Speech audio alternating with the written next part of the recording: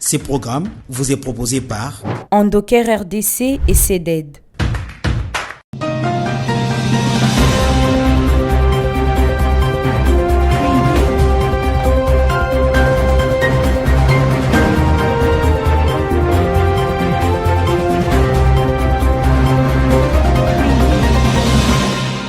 Très heureuse de vous retrouver dans le compte de Sassa Magazine, votre rendez-vous hebdomadaire d'information. Mesdames et messieurs, bienvenue. La République d'Italie et la République démocratique du Congo prêtent à renforcer leur diplomatie parlementaire.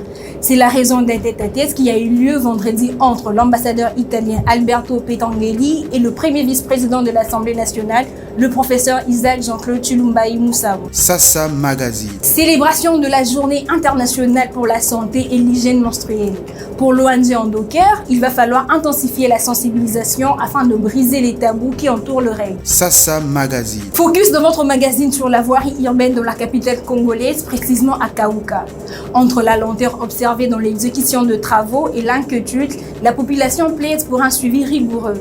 Voilà tout pour le sommaire. Sassa Magazine. Véritable ouverture de la diplomatie parlementaire à la Chambre basse du Parlement où l'ambassadeur de l'Italie en RDC promet la disponibilité du Parlement de son pays à coopérer avec celui de la RDC d'une part et les caucus de province qui ont présenté les besoins de leurs milieux respectifs au premier vice-président, le professeur Isaac Jean-Claude Chilumba Moussao d'autre part. Les retours en images avec Merlin Niwa et Espérant Daniel Kamboulou. Au cours de cet tête-à-tête entre le premier vice-président de l'Assemblée nationale, le professeur Isaac Jean-Claude Chilumba Moussao et l'ambassadeur de l'Italie, Alberto Petangeli, les deux parties conviennent de renforcer la coopération entre le Parlement de la République démocratique du Congo et celui de l'Italie. On a abordé la question de la diplomatie parlementaire surtout. Donc maintenant qu'une nouvelle législature va s'entamer ici en RDC, c'est approprié et nécessaire aussi de réfléchir les liens avec le Parlement italien. On a aussi parlé de la coopération économique et politique de la RDC avec l'Italie et donc des efforts qu'on est en train de faire pour avoir plus d'investissements maintenant. Donc c'est vraiment le moment d'investir plus en RDC et de faire des choses ensemble. Au lendemain de la publication du gouvernement, quelques regroupements politiques sont mécontents, tels qu'Action des Alliés pour la Convention, AABRC, du député national Théo Kazadi Mouaïla, qui en a fait part au premier vice-président de l'Assemblée nationale. Notre regroupement étant lésé, il était de notre devoir d'échanger avec le premier vice-président de l'Assemblée nationale pour voir dans quelle mesure une solution devrait être trouvée et surtout apaiser les élus membres du regroupement ainsi que les militants et les militantes. Nous continuons à garder notre attachement, notre fidélité au président de la République, chef de l'État. Les élus de Luilou et de Moneditou dans la province de Lomami ont aussi porté les doléances de leur circonscription électorale au premier vice-président de l'Assemblée. Et il était question qu'il puisse s'impliquer totalement pour trouver solution à tous nos problèmes. Nous avons les problèmes des routes, nous avons les problèmes de l'eau, nous avons les problèmes par rapport à notre représentativité, ça et là, dans différentes institutions. Et donc, autour de ça, nous avons eu vraiment son soutien. Poursuite de l'opération de remise de bons pupitres aux institutions supérieures et universitaires par le service national. C'est vendredi 31 mai, fit le tour de l'université de Kinshasa qui a bénéficié de bons made in service national d'IRC.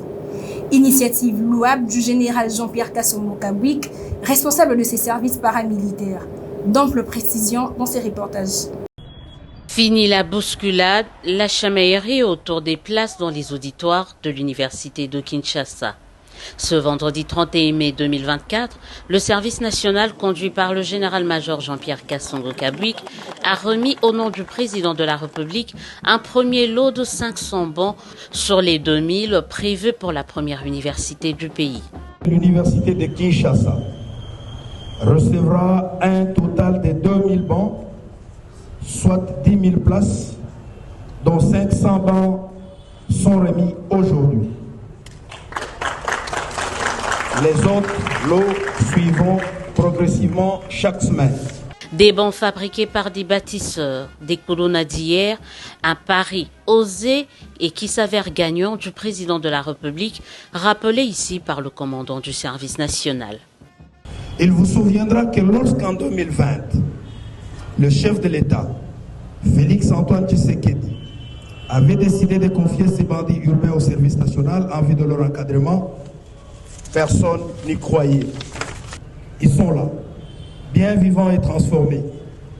Ils ont été formés au métier et sont utilisés par le service national dans ces chantiers et ateliers. Au nom de l'UNIKIN et au-delà de remerciements, le recteur a plaidé pour un partenariat service national, Université de Kinshasa. Distribuer des bancs, c'est assurer des conditions d'apprentissage optimales à la jeunesse congolaise. Chaque fois qu'on se mettra dessus, on se dira l'homme est totalement transformable. Déterminé à jouer pleinement son rôle, celui d'être au service de la nation, le service national qui s'est doté de 2 ateliers, dont un à Kinshasa, dans la commune de Lansele, s'attelle depuis quelques jours à doter les écoles et universités de la capitale en bancs. Fort de sa main-d'œuvre de plus en plus qualifiée, le service national compte étendre cette opération en province dans les tout prochains jours. Skywood, la solution innovante et durable. Direction le Kasaï central pour parler de l'évolution de travaux de réhabilitation de pont Desha et Tibachi sur la RN 41 qui vont désenclaver les territoires des Demba et faciliter le trafic. Détail dans ce reportage de Freddy Milombwembwe sur le commentaire de Ange Aloki. 2 semaines après le lancement officiel de la réhabilitation des ponts Desha et Tibachi sur la route nationale numéro 41, reliant Kananga et Demba, le travaux s'exécute à pas de géant. Après les travaux mécanisés des remblais, place aux travaux de réorientation de la rivière sur son ancien lit et ceux de la pose de la nouvelle structure, comme le précise l'ingénieur Gervais Kakodoulou qui supervise ces travaux. Bon, au niveau de Tibachi, nous avons le travail de faire un canal pour dévier ces eaux qui coulent vers les ponts. On voudrait supprimer un ouvrage au niveau de la route. Alors ce sont ces eaux qui passent sur cet ouvrage. Alors on voulait faire un canal qui descend directement vers la rivière pour que les eaux ne passent plus au niveau de la route. Bon, nous avons pensé utiliser les engins, mais comme aussi la zone est vraiment humide, nous avons difficulté de l'accès des engins pour faire le canal. C'est un canal qu'on propose qu'il ait les dimensions de 4 mètres de largeur et 2 mètres de profondeur en principe. Et la distance? La distance est plus ou moins 60 mètres.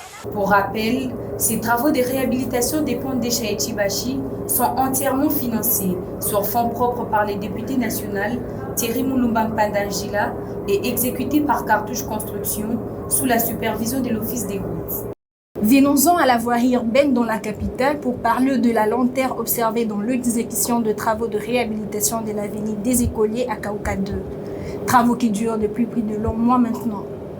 Inquiète, la population environnante exige des autorités compétentes un suivi rigoureux des 10 travaux en vue de veiller à la qualité de l'ouvrage dans le temps et dans l'espace. Basile Mouya pour le reportage. Ce sont des travaux qui ont été amorcés en 2023. Ils ont connu plusieurs interruptions avant d'être réamorcés en janvier 2024. Une évolution à pas de tortue qui décrit les habitants environnants. Il faut travailler de façon à aider ça rapide ici. Mais on va freiner de façon à dire que 5 travailleurs, parti pour que donc ça les ça normalement déjà. À ces jours, les travaux sont au niveau d'assainissement des terrains et construction de caniveaux, bien avant l'asphaltage de la route. Au regard de l'importance qui revêt cet ouvrage, les riverains et usagers exigent de l'État congolais un suivi rigoureux afin de s'assurer de la qualité de l'ouvrage. Vous suivez la balle de la musique, il donc en bref, il faut suivre ça. L'avenue des Écoliers, qui est l'une des routes secondaires du quartier Kaouka 2, une fois achevée, servira au désengorgement de l'avenue Victoire, qui a toujours été le théâtre des bouchons monstres pendant les heures de pointe. Notons que ces travaux sont exécutés par l'entreprise Cestari. Revenons sur ces tête-à-tête entre la délégation mixte, UNFPA et FMMDI avec le président de l'Assemblée provinciale du Kasaï central. Au menu de ces échanges, le droit de la femme et de la jeune fille centre-kassaïenne. Suivez ici le propos de Madame Marguerite Koudouma, représentante de l'UNFPA au micro de Sassa Studio. Nous avons tenu à rencontrer le président de l'Assemblée. Depuis son élection, nous ne l'avons jamais rencontré auparavant et la première chose, c'était d'abord lui présenter nos civilités et nos profonds respects et aussi lui témoigner notre collaboration totale par rapport à son mandat. Ça, c'était la première chose. Et la deuxième chose, nous avons discuté sur des questions liées aux droits des femmes et des jeunes filles dans la province de Kasaï.